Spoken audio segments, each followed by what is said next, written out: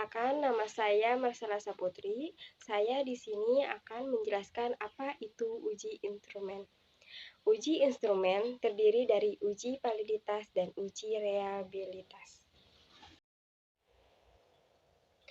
Dan di sini saya akan menjelaskan pengertian dari uji validitas. Uji validitas berguna untuk mengetahui kevalitan atau kesesuaian kuesioner yang digunakan oleh peneliti dalam mengukur dan memperoleh data penelitian dari para responden. Dasar pengambilan uji validitas yang pertama yaitu jika nilai R hitung lebih besar dari R tabel, maka dinyatakan valid. Dan yang kedua, jika nilai R hitung lebih kecil dari R tabel, maka dinyatakan tidak valid. Selanjutnya, pengertian dari uji reliabilitas. Uji reliabilitas bertujuan untuk melihat apakah kuesioner memiliki konsistensi jika pengukuran dilakukan dengan kuesioner tersebut secara berulang. Data yang dipakai sekarang dengan data yang dipakai tahun depan, datanya tetap sama atau reliable. Atau data yang diuji berulang kali, hasilnya tetap sama.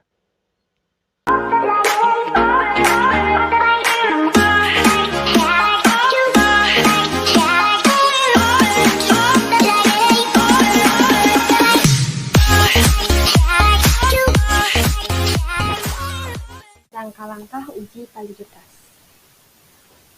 Di sini kita ada hasil data kuesioner dari gaya kepemimpinan X1, budaya kerja X2, dan kinerja karyawan ini.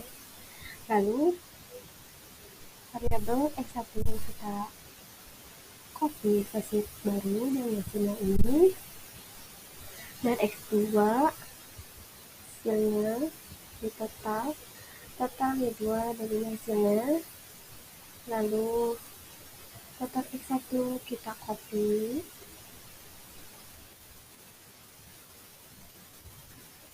ke variabel Q,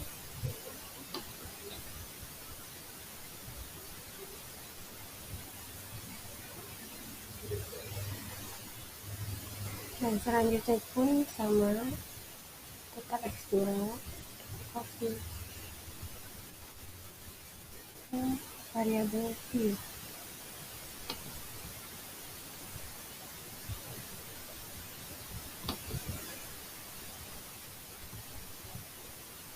Dan total Q2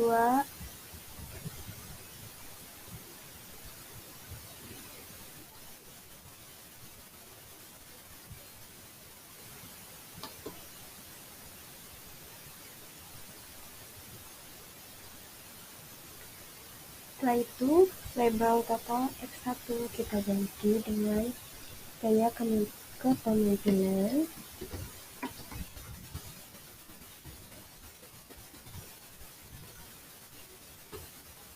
dan total X2 kita ganti dengan kinerja karyawan,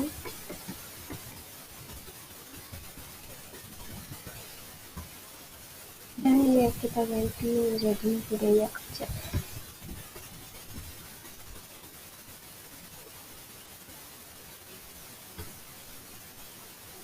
Dan desimalnya pun kita ubah menjadi 0.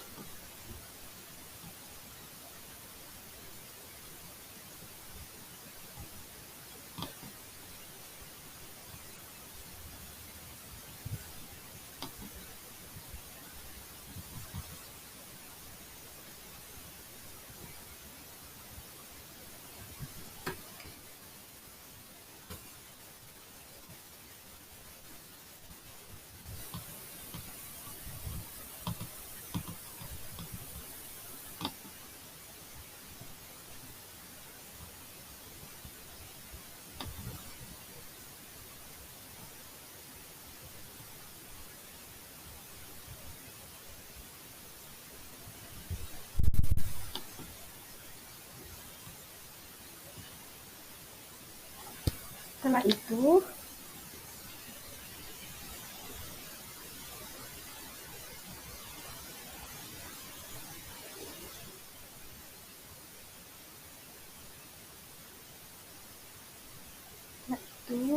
hasil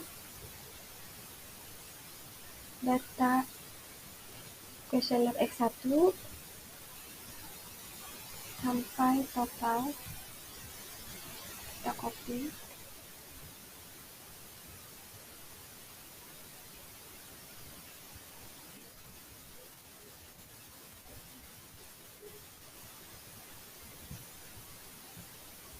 Di data view,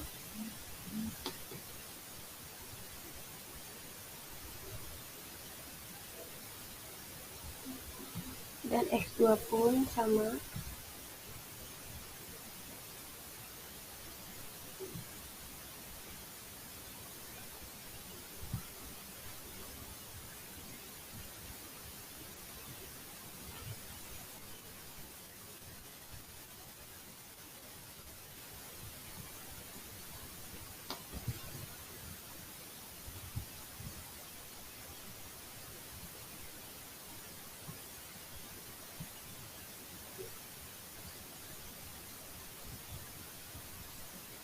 Dan terakhir,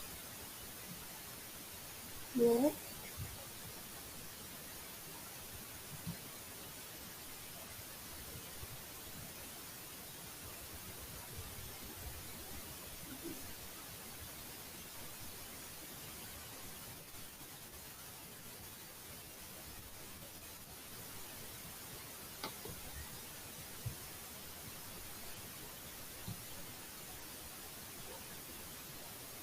Lalu kita klik Analyze,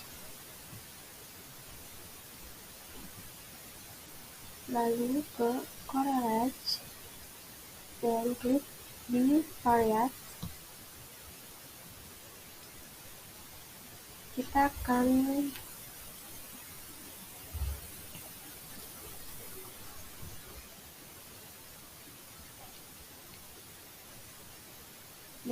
akan mencari hasil dari X1.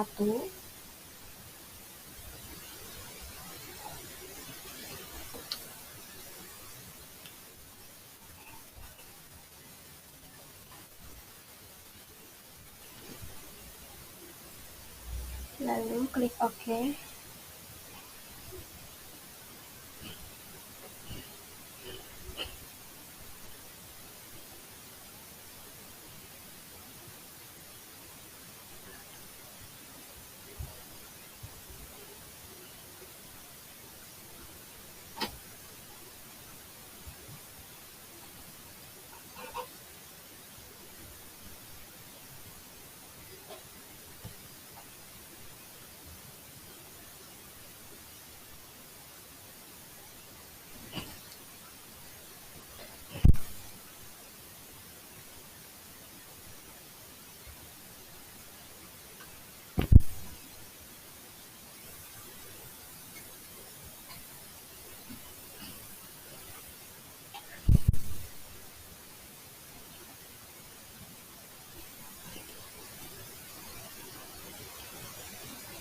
Dan ini hasil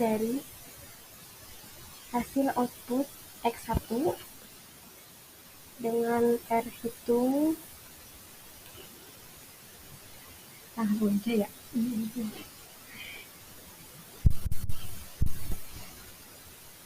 Dan ini hasil output dari X1 dari gambar berdasarkan gambar 01. Variabel X1 gaya kepemimpinan memiliki nilai R tabel lebih besar dari R hitung yang bernilai 0,312, sehingga dapat disimpulkan semua item variabel X1 dinyatakan valid. Dan sekarang kita akan mencari hasil dari X2. Buka lagi Analyze, terus ke Correlate, lalu Bivariate, dan setelah itu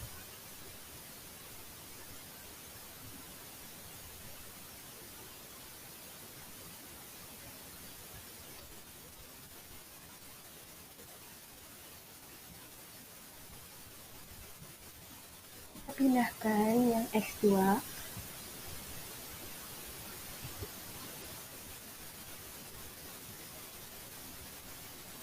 lalu klik OK.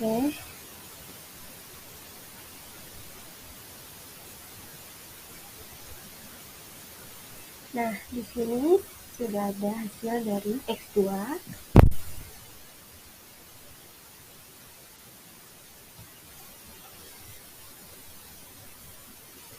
Berdasarkan gambar 0.2 variabel X2 budaya kerja memiliki nilai R tabel lebih besar dari R hitung yang bernilai 0,312 sehingga dapat disimpulkan semua item variabel X2 dinyatakan valid. Dan yang terakhir, kita akan mencari hasil dari Y. Klik Analyze, Correct, Invalid,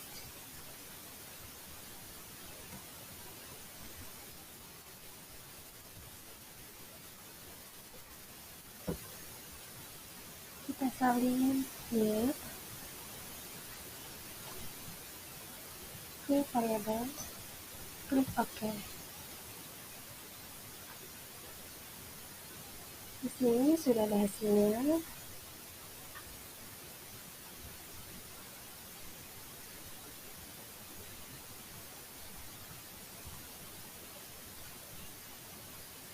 Berdasarkan gambar 0.3 variabel Y, kinerja karyawan memiliki nilai R tabel lebih besar dari R hitung yang bernilai 0,312 sehingga dapat disimpulkan semua item variabel Y dinyatakan valid.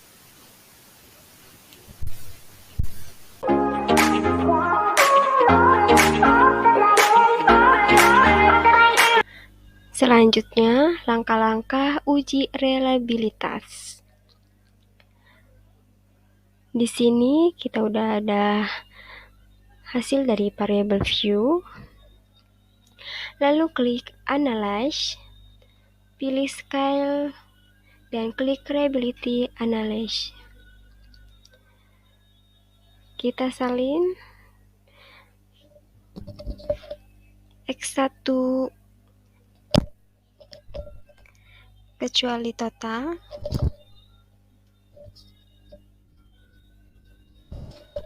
Lalu pindahkan ke items. Klik OK. Nah, di sini sudah ada hasil dari X1 berdasarkan gambar 0.1 variabel X1 gaya kepemimpinan memiliki nilai Kornbeck alpha lebih besar dari 0,6 sehingga dapat disimpulkan semua item variabel X1 gaya kepemimpinan dinyatakan reliable.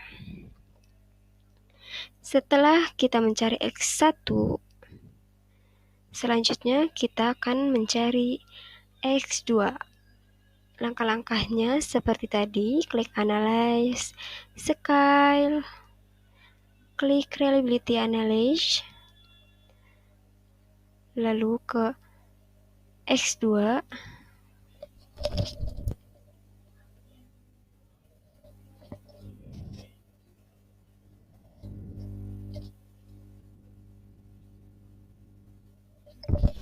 kita pindahkan X2 kecuali total ke items, klik OK. Sini sudah muncul. Nah, sudah ada hasil dari X2 berdasarkan gambar 0.2 variabel X2 budaya kerja memiliki nilai Kornbeck alpha lebih besar dari 0,6 sehingga dapat disimpulkan semua item variabel X2 budaya kerja dinyatakan reliable. Dan yang terakhir, untuk Y, langkah-langkahnya pun tetap sama, Analyze, Scale, Reliability Analyze,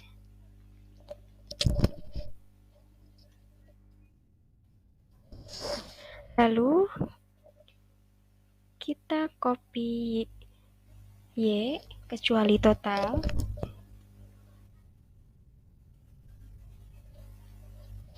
Pindahkan ke items, lalu klik OK.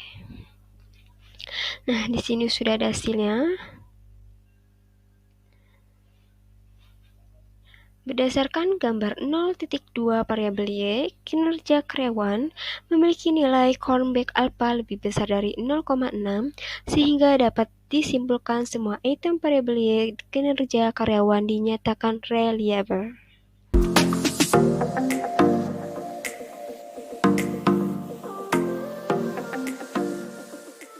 Bismillahirrahmanirrahim. Perkenalkan semua, saya Fatimah Azhara. Di sini saya akan menjelaskan tentang uji asumsi klasik. Uji asumsi klasik ada 4, yaitu ada uji normalitas, uji linearitas, uji heterokedastisitas, dan yang terakhir uji multikolonialitas. Yang pertama, uji normalitas. Apa itu uji normalitas? Nah, di sini saya akan menjelaskan pengertian dan tujuan dan beserta dasar pengambilan keputusannya. Pengertiannya yaitu uji normalitas Kolmogorov-Smirnov merupakan salah satu bagian dari uji persyaratan analisis data atau uji asumsi klasik. Artinya, sebelum kita melakukan analisis regresi, maka data penelitian tersebut harus diuji kenormalan distribusinya. Tentunya juga sudah tahu nih, data yang berdistribusi normal adalah data yang dianjurkan.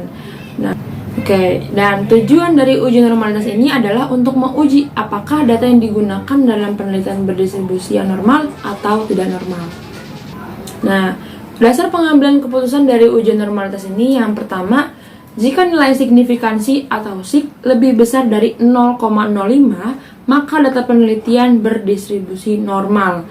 Dan yang kedua, jika nilai signifikansi atau SIG lebih kecil dari 0,05, maka data penelitian tidak berdistribusi normal. Nah, dan di sini ada uji yang kedua dari uji asumsi klasik, yakni uji linearitas.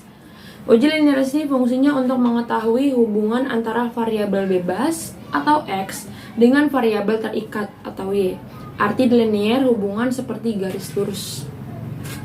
Dan dasar pengambilan keputusan signifikansi dari uji linearitas ini adalah yang pertama, jika sig deviation from linearity di atas 0,05, maka artinya terdapat hubungan yang linear antara variabel bebas atau X dengan variabel terikat atau Y. Dan yang kedua, jika sig deviation from linearity di atas 0,05, artinya maka tidak terdapat hubungan yang linear antara variabel bebas atau X dengan variabel Y. Baik, dan di sini ada dasar pengambilan keputusan tapi dengan nilai F. Yang pertama, jika nilai F hitung lebih kecil dari F tabel, maka dapat dikatakan antara variabel bebas atau X dengan variabel Y terdapat hubungan yang linear. Dan yang kedua, jika nilai F hitung lebih besar daripada F tabel, maka dapat dikatakan antara variabel bebas atau X dengan variabel terikat atau Y tidak terdapat hubungan yang linear. Nah, yang ketiga ada uji heterokedastisitas. Pengertiannya, uji heterokedastisitas merupakan bagian dari uji asumsi klasik dalam analisis regresi yang bertujuan untuk menguji apakah dalam model regresi terjadi ketidaksamaan variasi atau variasi dari nilai residual satu pengamatan ke pengamatan yang lain. Namun jika varians dari nilai residual satu pengamatan ke pengamatan lain bersifat tetap, maka disebut homoskedastisitas. Namun jika varians dari nilai residual satu pengamatan ke pengamatan lainnya berbeda, maka disebut heteroskedastisitas. Model regresi yang baik seharusnya tidak terjadi gejala heteroskedastisitas. Nah, dasar pengambilan keputusan dari uji heterokedastisitas ini ada dua. Yang pertama, jika signifikansi atau SIG lebih besar dari 0,05, maka kesimpulannya adalah tidak terjadi gejala heteroskedastisitas dalam model regresi. Yang kedua, sebaliknya nih, jika nilai signifikansi atau SIG lebih kecil dari 0,05, maka kesimpulannya adalah terjadi gejala heteroskedastisitas dalam model regresi. Dan yang terakhir nih dari uji asumsi klasik ada uji multikolonialitas. Di sini nanti akan menjelaskan pengertian, tujuan, dan dasar pengambilan keputusannya. Dari pengertian di sini nanti mengambil dari kutipan para ahli, salah satu para ahli, yakni menurut Ghazali, uji multikolonialitas bertujuan untuk menguji apakah suatu model regresi terdapat korelasi antar variabel bebas atau independen Model regresi yang baik harusnya tidak terjadi korelasi antar variabel independen. Pengujian multikolinearitas dilihat dari besaran VIF atau Variance Inflation Factor dan tolerance. Nah, di sini dasar pengambilan keputusan dalam uji multikolinearitas. Berdasarkan ada dua nih, ada yang berdasarkan nilai tolerance dan yang kedua ada berdasarkan nilai VIF. Kalau berdasarkan nilai tolerance, jika tolerance lebih besar daripada 0,10 artinya tidak terjadi multikolinearitas. Namun sebaliknya nih, jika tolerance lebih kecil dari 0,10 maka artinya terjadi multikolinearitas. Terus yang kedua berdasarkan nilai VIF. Jika nilai VIF lebih kecil dari 10, maka artinya tidak terjadi multikolinearitas. Dan sebaliknya, jika nilai VIF lebih besar daripada 10, maka artinya terjadi multikolinearitas.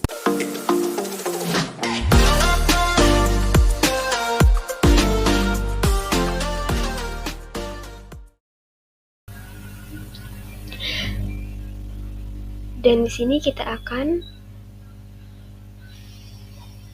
uji asumsi klasik dengan menguji uji normalitas. Sudah ada variabel view, lalu kita akan ke analyze, regression, linear, lalu budaya kerja total Y, kita pindahkan ke dependent, dan gaya kepemimpinan X1 kita pindahkan ke independen,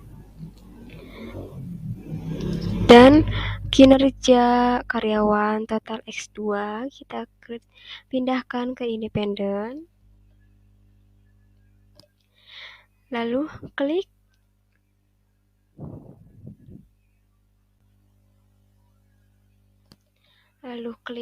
save.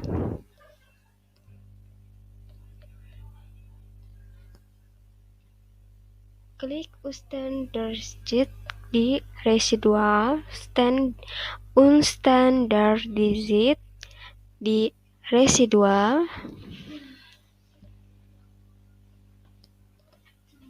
lalu klik continue dan klik OK. Nah, di sini sudah ada hasilnya.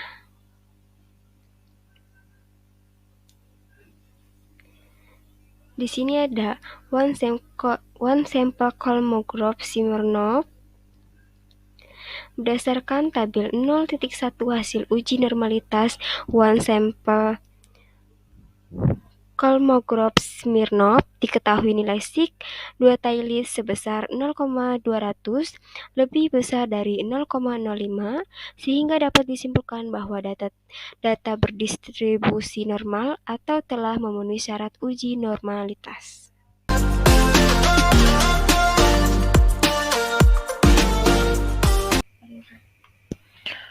Oke, selanjutnya kita menuju ke uji linearitas. Nih, di sini sudah dibuka ya space-nya. Dan di kolom name sudah diganti dengan X1, X2, dan Y. Beserta di label Jun sudah saya ganti menjadi gaya kepemimpinan, budaya kerja, dan kinerja karyawan. Oke, kita menuju ke data view. Di sini juga ada hasilnya. Dan untuk langkah-langkahnya yang pertama kita klik analyze. Lalu kita klik comparements. Nih, di sini kita klik match dan nah, di sini kan sudah dipindahkan nih. Jika seandainya belum dipindahkan, maka yang X1 dan X2 kita pindahkan dulu ke independent list dan yang Y atau kinerja karyawan kita pindahkan ke dependent list. Kalau sudah seperti ini, maka tinggal kita klik options dan kita klik test for linearity, continue dan yang terakhir klik OK. Maka di sini sudah ada hasil dari uji linearity-nya.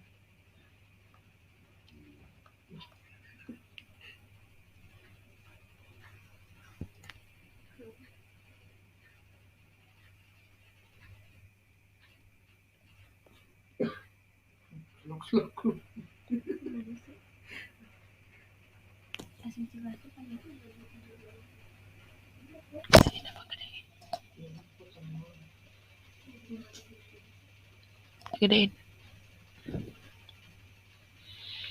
Oke, di sini sudah ada hasil dari tabel 0.2. Nah, berdasarkan tabel 0.2, hasil uji linearitas diketahui nilai sig deviation from linearity sebesar 0,192 lebih besar dari 0,05, maka dapat disimpulkan antara variabel bebas X1 gaya kepemimpinan dengan variabel Y kinerja karyawan terdapat hubungan linear, atau dapat disimpulkan juga bahwa terdapat hubungan linear antara gaya kepemimpinan dengan kinerja karyawan. Nah, hasil uji linearitas dengan melihat F tabel itu seperti apa? Diketahui misalnya nilai F hitung 1,490 lebih kecil dari F tabel 2,17, sehingga dapat disimpulkan bahwa terdapat hubungan yang linear. Nah, cara mencari F tabel seperti apa? Di sini ada F tabel sama dengan df deviation from linearity banding df within groups, atau sama dengan juga 11 banding 27 dilihat pada distribusi nilai F tabel yang sama dengan 2,17.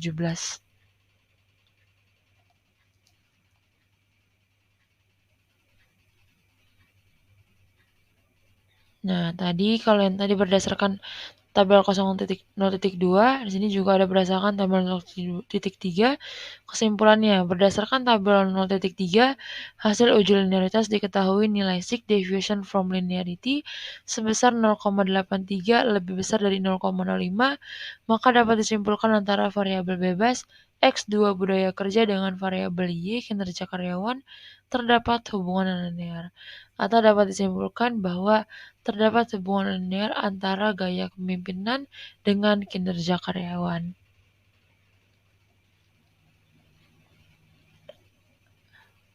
Nah, di sini hasil uji linearitas dengan melihat F tabel diketahui F hitung 1,928 lebih kecil dari F tabel 2,19, sehingga dapat disimpulkan bahwa terdapat hubungan yang linear. Cara mencari F tabelnya adalah F tabel sama dengan df deviation from linearity banding df within group, atau sama dengan 10 banding 28. Angkanya dilihat pada distribusi nilai F tabel yang sama dengan 2,19.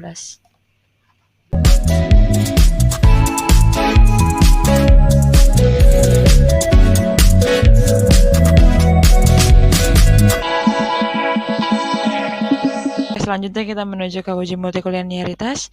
Di sini saya sudah membuka aplikasi SPS-nya, dan untuk name kolomnya sudah saya ganti menjadi X1, X2, dan Y. Dan untuk desimal dan label pun diganti. Desimal kita nolkan semuanya, dan label kita ganti kolomnya dengan gaya kepemimpinan, budaya kerja, dan kinerja karyawan. Oke, selanjutnya kita menuju ke data view dulu. Di sini ada hasil dari variabel X1, ada hasil dari variabel X2, dan hasil dari variabel Y. Oke, menuju langkah-langkah. Langkah yang pertama kita klik analyze, lanjut kita ke regression, dan klik linear. Nah, di sini karena udah otomatis, jika belum terisi dependen dan independennya, maka kita pindahkan terlebih dahulu.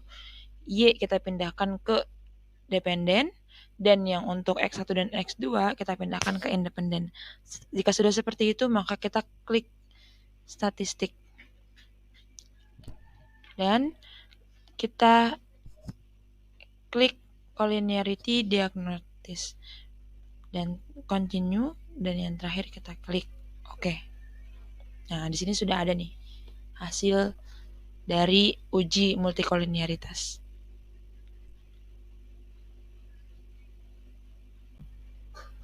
Oke, di sini ada hasil dari uji multikoliniaritas dan ada kesimpulan dari tabel 0.5. Di sini kesimpulannya adalah berdasarkan tabel 0.5 pada uji multikoliniaritas, maka dapat dinilai nilai VIF sebesar 1,825 untuk variabel gaya kepemimpinan dan budaya kerja sebesar 1,825 yang tidak lebih dari 10. Dan nilai toleransi untuk kedua variabel 0,548 lebih besar dari 10. Maka dapat ditarik kesimpulan bahwa variabel gaya kepemimpinan dan budaya kerja tidak terjadi multikoliniaritas karena nilai VIF lebih kecil dari 10. Artinya 1,825 lebih kecil dari 10 dan nilai toleransi lebih besar dari 0,1 atau dalam kurung 0,548 lebih besar dari 0,1.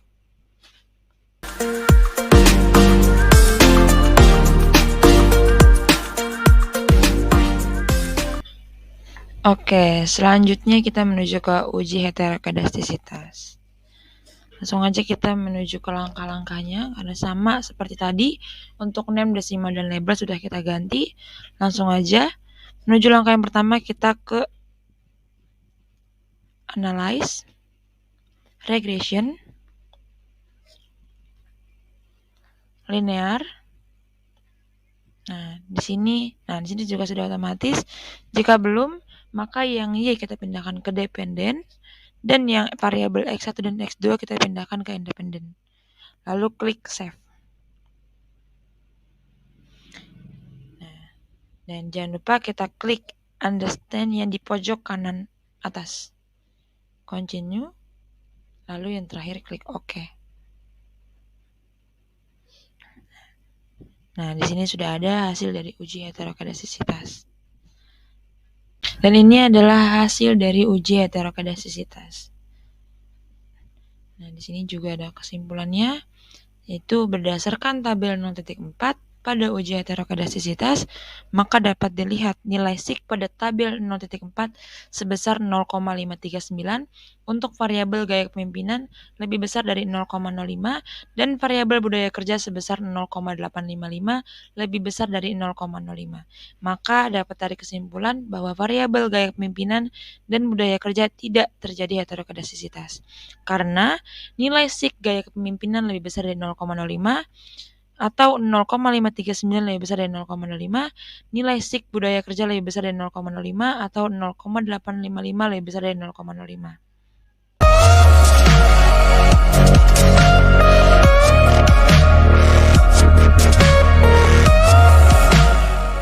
Guys, perkenalkan nama saya Novita Syaputri. Saya akan menjelaskan tentang uji hipotesis regresi linear berganda yang terdiri dari persamaan regresi, uji T, dan uji F. Pertama kita harus tahu dulu nih, apa sih itu uji T? Uji T bertujuan untuk mengetahui ada atau tidaknya pengaruh parsial atau sendiri yang diberikan variabel bebas X terhadap variabel terikat Y. Oke, selanjutnya dasar pengambilan keputusan pada uji T. Jika nilai sig lebih kecil dari 0,05 atau T hitung lebih besar dari T tabel, maka terdapat pengaruh variabel X terhadap variabel Y. Dan sebaliknya nih, jika nilai sig lebih besar dari 0,05 atau T hitung lebih kecil dari T tabel, maka tidak terdapat pengaruh variabel X terhadap variabel Y. Oke, selanjutnya uji F. Apa sih itu uji F? Uji F bertujuan untuk mengetahui ada atau tidaknya pengaruh simultan atau bersama-sama yang diberikan variabel bebas X terhadap variabel terikat Y. Lalu, dasar pengambilan keputusan pada uji F. Jika nilai sig lebih kecil dari 0,05 atau F hitung lebih besar dari F tabel, maka terdapat pengaruh antara variabel X secara simultan atau bersama-sama terhadap variabel Y. Dan sebaliknya nih, jika nilai sig lebih besar dari 0,05 atau F hitung lebih kecil dari F tabel, maka tidak terdapat pengaruh variabel X secara simultan atau bersama-sama terhadap variabel Y.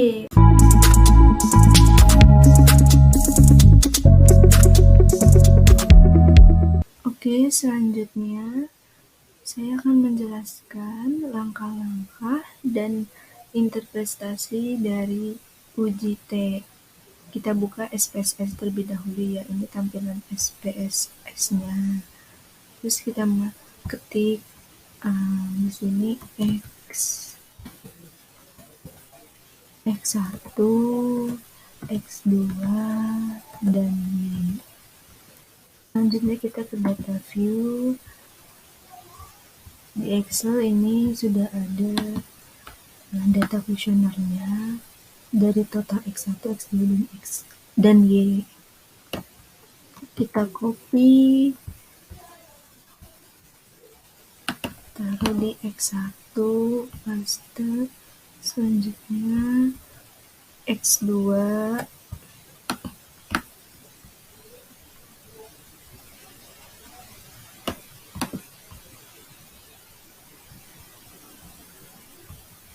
copy ke SPSS yang X2. Selanjutnya yang terakhir Y.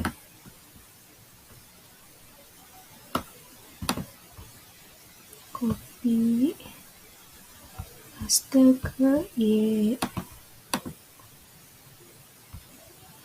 Nah, kembali ke variabel view, kita ganti ya labelnya X1 itu gaya kepemimpinan. Gaya kepemimpinan. X2 itu budaya kerja, dan Y itu kinerja karyawan.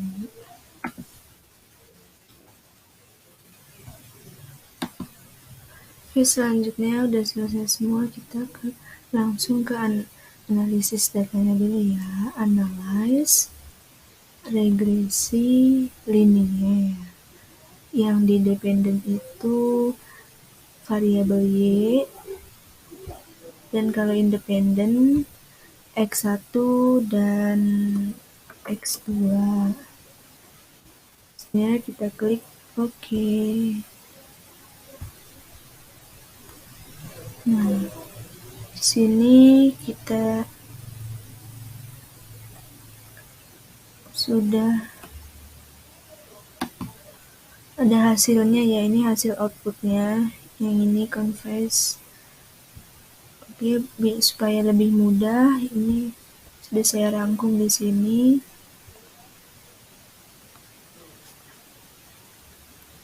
Ini hasil output dari uji T, yang mana nilai sig untuk variabel X1 atau gaya kepemimpinan 0,015, dan untuk X2 budaya kerja 0,20.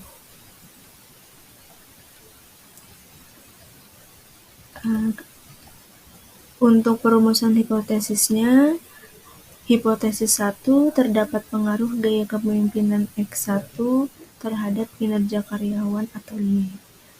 Hipotesis 2, terdapat pengaruh budaya kerja X2 terhadap kinerja karyawan Y. Dan hipotesis 3, terdapat pengaruh gaya kepemimpinan X1 dan budaya kerja X2 secara simultan terhadap kinerja karyawan Y. Nah, ini hasil dari uji T.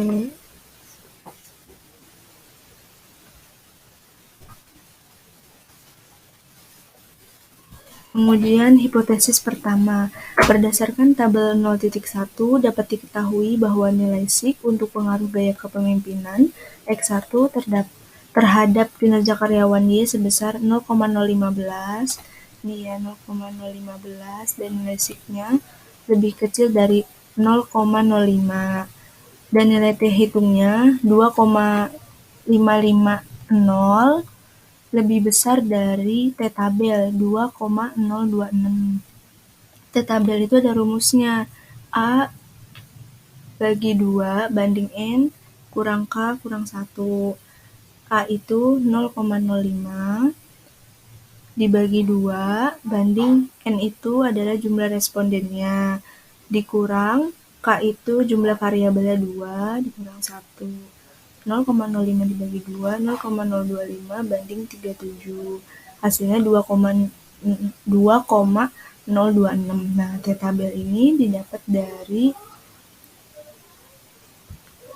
T tabelnya. Nih, 2,026. Sini ya.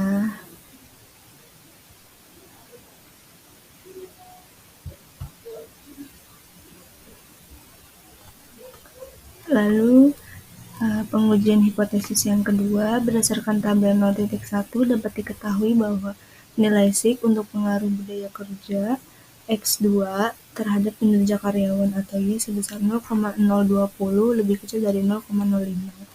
Ini ya, budaya kerja 0,20 di nilai sig-nya, dan T hitung 0,433 lebih besar dari T tabel 2,026, sehingga dapat disimpulkan bahwa hipotesis 2 diterima, berarti terdapat pengaruh antara X2 budaya kerja terhadap Y. kinerja karyawan. Maaf ya guys, ada typo.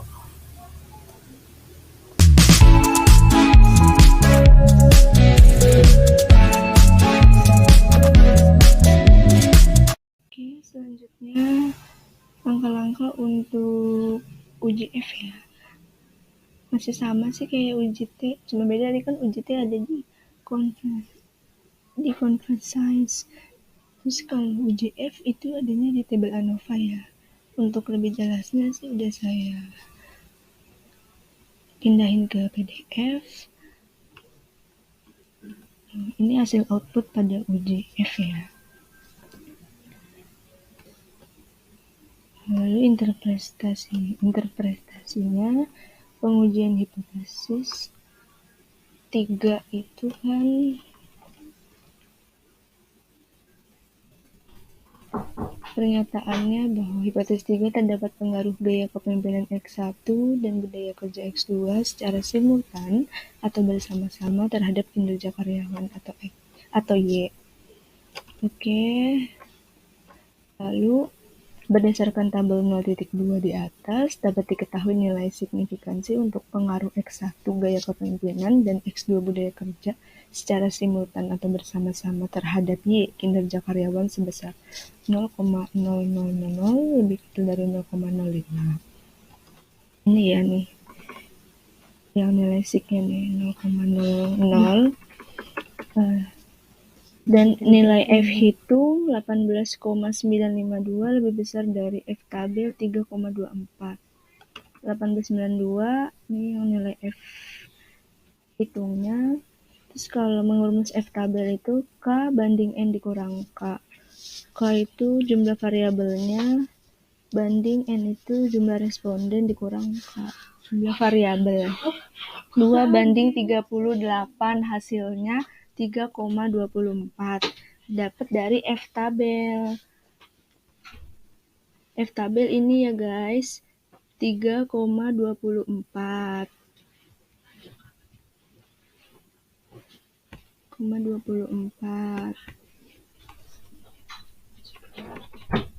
Sehingga